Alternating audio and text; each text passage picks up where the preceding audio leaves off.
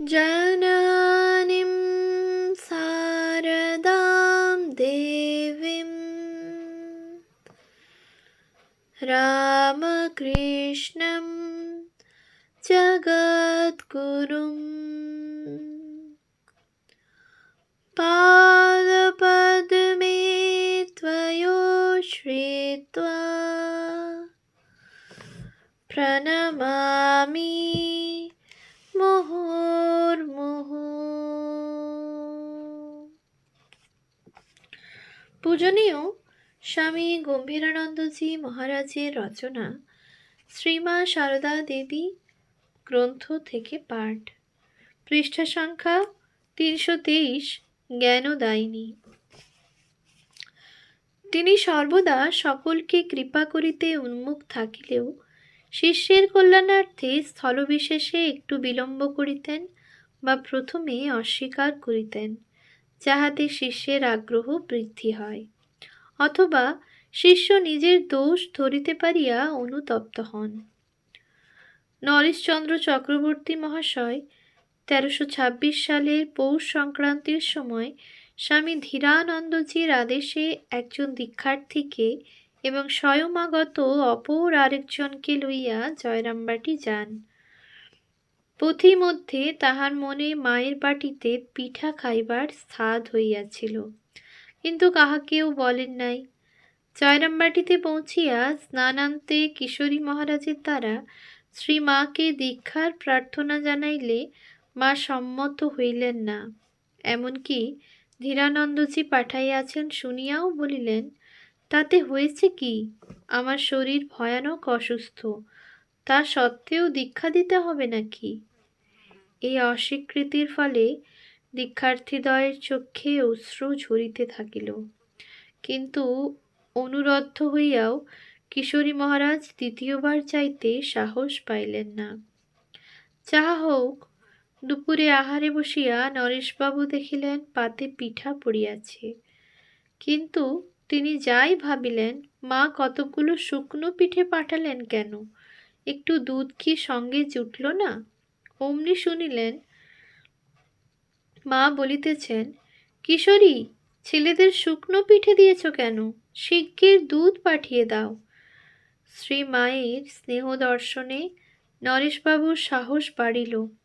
তাই বিশ্রামের পর বন্ধুদের আগ্রহে তিনি নিজেই মাকে দীক্ষার জন্য পীড়াপিড়ি করিতে লাগিলেন। মা বলিলেন, তাহলে তুমিও বলছ তাদের দীক্ষা দিতে? নরেশবাবু বলিলেন, হা মা, নিশ্চয় বলছি। মা বলিলেন, কিন্তু এদের দেহ যে বড় অশুদ্ধ। আচ্ছা, এদের বলো এখানে ত্রিরাত্রি বাস করতে। ত্রিরাত্রি বাস করলে দেহ শুদ্ধ হয়ে যাবে। এটা শিবপুরী কিনা?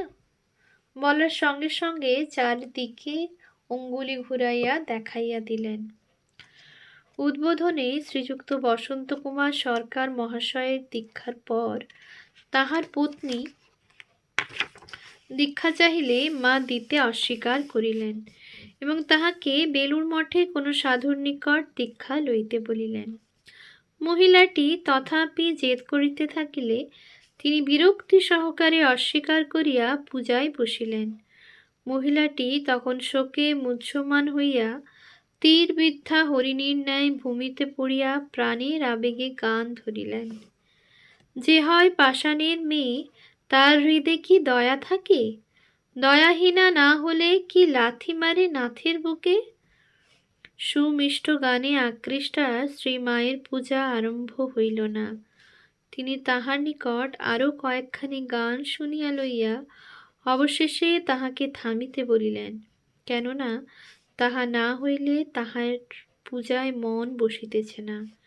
পূজার পরে মহিলাটি আবার দীক্ষার প্রার্থনা জানাইলে শ্রীমা দীক্ষার দিন স্থির করিয়া দিলেন এবং সাদরে তাহার মুখে প্রসাদী পান গুঁজিয়া দিলেন। আবার ইহাতে দেখা গিয়াছে যে শ্রীমা করুণায় পরিপূর্ণ থাকিলেও তাহার অতি প্রবল গুরুশক্তির সম্মুখে সর্বপ্রকার বাচালতা বা অসঙ্গত প্রার্থনা নিস্তব্ধ হইয়া যাইত।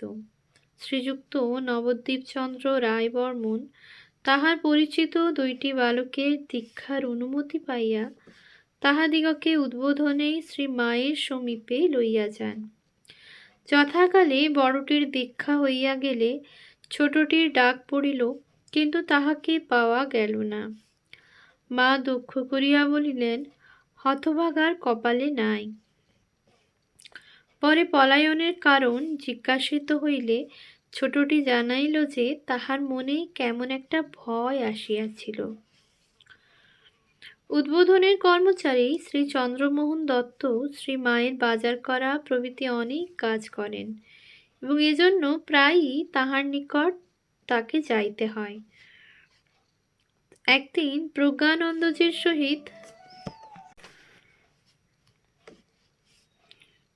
গঙ্গা স্নানে যাইবার কালে স্বামী শুদ্ধানন্দজি চন্দ্রবাবুকে সকৌতুকে বলিলেন, চন্দ্র, তুমি তো মার কাছে সর্বদা গিয়ে প্রসাদ খাও। আমি একটি কথা বলি, তুমি মাকে বলতে পারো? চন্দ্র উত্তর দিলেন, কেন পারবো না? শুদ্ধানন্দজি বলিলেন, তুমি মাকে বলতে পারো, মা, আমি মুক্তি চাই?